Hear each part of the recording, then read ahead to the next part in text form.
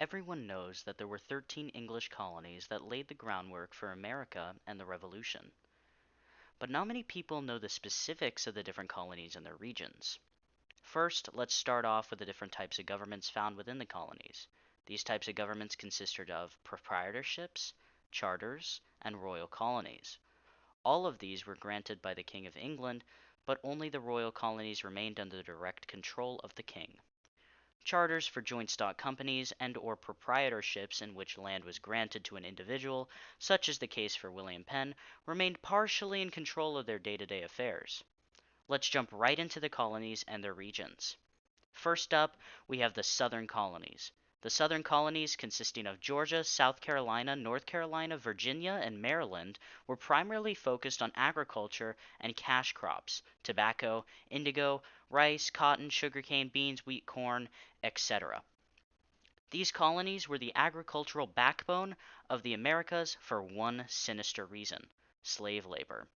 Slaves were utilized heavily in the South, consisting of over half the population of the southern colonies. Poor farmers and large families and rich planters were commonplace.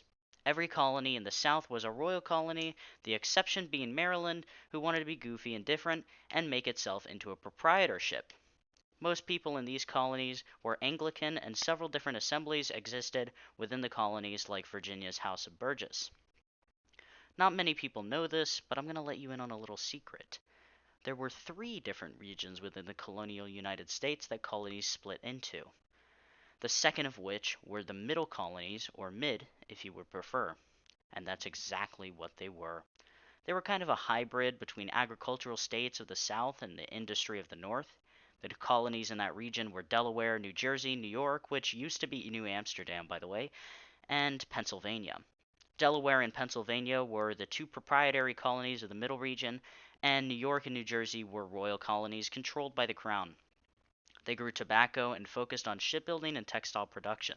The interesting thing about these colonies was the rare religious toleration of the time. Many people fled to the colonies in order to escape persecution from European monarchs, resulting in pretty diverse population for the time. Finally, we have the New England colonies, which included Massachusetts, with the worst drivers on planet Earth. Rhode Island, the tiniest colony that the tiniest colony, that one that didn't want to sign the Constitution because it was being underrepresented. Connecticut, I don't have anything to say about this one, and New Hampshire, because there is a Hampshire that predates the one of the colonies and is located, and I'm assuming here, in England. Oh my Christ. They primarily focused on fishing, trapping, lodging, and textile production. They were basically all strict puritanical people, and in Massachusetts they grew pumpkins, potatoes, corn, squash, and raised livestock, which is cool, I guess. New Hampshire was a royal colony, and the rest were chartered. Lots of Europeans lived in New England to escape religious persecution and to have a more strict church available to them. I guess religious values were more important at that time, most likely because the quality of life was so. There were also general assemblies present in the absence of the royal government imposing their silly laws on them.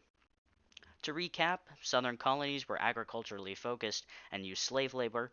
The middle colonies were more focused on a hybrid between the North and the South, and the New England colonies were primarily shipbuilding, textile production, and of course the inventors of the surf and turf, because a guy couldn't choose between the livestock he was raising or the fish he caught that day. That may or may not be true, but I think it's a funny story to confuse people, and judging by the look on your faces, I think it worked. Have a good day, guys, and congrats on getting those pins.